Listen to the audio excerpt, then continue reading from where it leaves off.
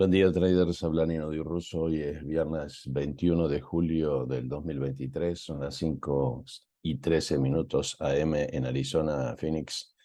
Las 9:13 en Buenos Aires. Vamos a comenzar el briefing de hoy analizando el cierre de los mercados ayer, en el que la volatilidad subió el 1,67%, cerró arriba de la EMA 8, si bien con un doji. Esto es una muestra de la incertidumbre desatada en el mercado. El put call ratio subió a 0,87, si bien está debajo de 1 todavía. En el largo plazo el mercado tiene un sesgo alcista. Afectó a todos los índices, comenzando con SPY, que de alguna manera el patrón que hizo es un Evening Star, ¿no? Y con un RSI ya iniciando el cruce y de alguna manera una vela de impulso, un doji y una vela de caída. De todas maneras quedó arriba de la EMA 8, el MACD se empezó a dar vuelta. En el caso del resto de los índices, comenzando con triple Q, el Nasdaq, la evolución fue del 2,31% abajo, también una suerte de Evening Star, y en este caso cerró debajo de la EMA 8 en una jornada con muchísimo volumen. Esto sí anuncia mayores caídas. Fíjense que además el ADX de ascenso es el que perdió el control. En el caso del resto de los índices, comenzando con Russell 2000, la evolución fue del 0,87%, también una suerte de patrón de Evening Star. En una jornada con dentro de todo poco volumen, se empezó también a dar vuelta el MACD. En el caso del Dow Jones, el índice de las empresas industriales, un shooting star. Y como ustedes saben, un shooting star al fin de un ciclo alcista es una vela muy peligrosa, porque con una vela de caída constituye el patrón de Evening Star. Fue una jornada de bastante volumen también. En el caso de los bancos regionales bajó el 0,38%, y fíjense que con una vela colgado, también en el medio del camino de un rounded bottom breakout. Los commodities más relevantes, comenzando con el petróleo, 0,53% arriba, se ve el cruce de la EMA 8 a la SMA de 200. En el caso del gas natural, UNG, la evolución fue del 4% arriba, y de alguna manera, fíjense que de a poquito va a ir encendiendo un rounded bottom breakout. En lo que se refiere al impacto de los costos sobre el rendimiento de los bonos a 10 años, lo que vemos es 2,99 alcista, una vela de impulso potente que cerró arriba de la EMA 8, y esto no es un buen dato. Cuando sube este rendimiento de los bonos, es un llamado a la Reserva Federal a su intervención. Los papeles más relevantes que explican la mitad del comportamiento del Nasdaq, tenemos a Amazon, 3,99 abajo, una caída muy importante, cerró debajo de la EMA 8. En el caso del resto de los papeles, comenzando con Meta, ex Facebook, la evolución fue del 4,27 abajo, también debajo de la EMA 8. Fíjense, se está dando vuelta el MACD. En el caso del resto de los papeles, comenzando con Microsoft, la evolución fue del 2,31% en una jornada con bastante volumen, y también cerró ligeramente debajo de la EMA 8.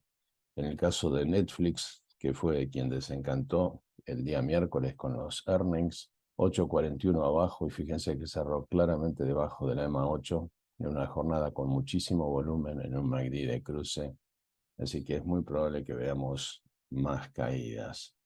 En el caso de Google, el otro gigante del Nasdaq, 2,32 abajo, también cerró no solamente debajo de la EMA 8, sino debajo de la SMA de 50, iniciando lo que es una falla típica de Blue Eyes. En el caso de Apple, el resultado fue 1,01 abajo, aunque logró mantenerse arriba de la EMA 8.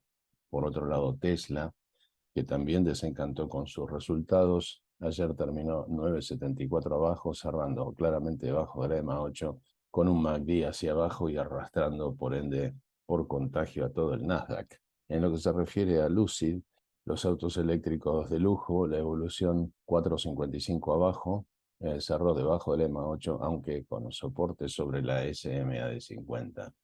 En el caso de los autos eléctricos NIO de capital chino, la evolución fue del 3,01 abajo, también cerró debajo de la EMA 8.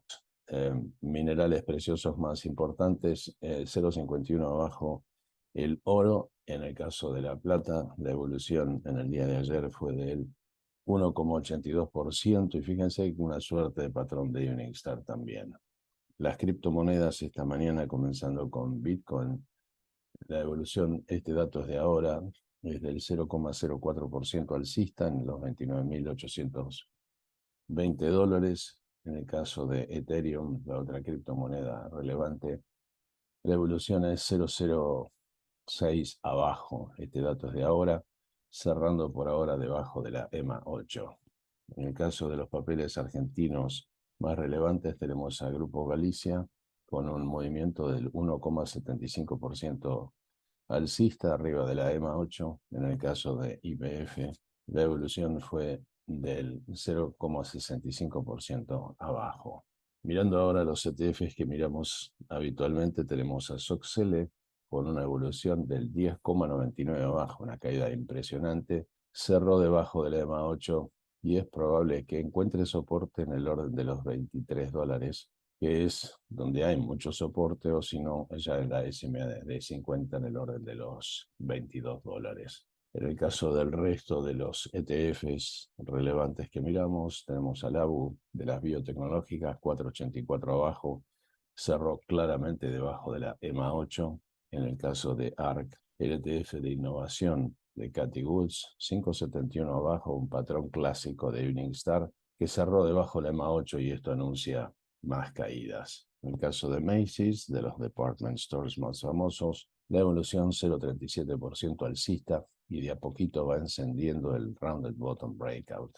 Los mercados de futuros esta mañana, arrancando con la volatilidad futura, 15,65, está a 1,24 abajo, pero fíjense el salto que ha hecho desde el 13 a prácticamente 16, donde está ahora con un commodity francamente en ascenso, con un DPO MOVO confirmando T2122, que es 4 weeks, new highs, new lows, todavía muy exuberante, o sea, todavía no ha hecho impacto el pullback que iniciaron las tecnológicas. En lo que se refiere esta mañana al Nasdaq, tenemos 90 puntos arriba, tratando de rebotar de alguna manera después de la caída tan importante que tuvo en el día de ayer, con un commodity con pendiente negativa, el RSI confirmando, y un RSI de arranque desde cero en la semana. De todas maneras, ojo que en la semana se está de a poquito empezando a formar un Evening Star. Standard & Poor's 14 puntos arriba, y fíjense que está haciendo un breakout de la EMA 3 a la EMA 8 con este movimiento. Vela que quedó atrapada, como lo habíamos explicado ayer, entre la EMA 3 y la EMA 8. Todavía el RSI en un ciclo correctivo y en la semana iniciando un ciclo de cero. Está obviamente mejor que el Nasdaq. Russell 2000 está 10 puntos arriba y también fíjense que está haciendo un breakout de la EMA 3 a la EMA 8, que es un patrón alcista típico. Commodity Channel con pendiente negativa, lo mismo el RSI. De todas maneras, en la semana inician un ciclo de cero que acaba de salir de un squeeze. Tenemos al Dow Jones ahora 33 puntos arriba y fíjense que haciendo un doji que está arriba de la EMA 3, de la EMA 8, del Volatility Stop y del Trendinator, con un RSI Stochastic iniciando el ciclo correctivo, en la semana iniciando un ciclo de cero.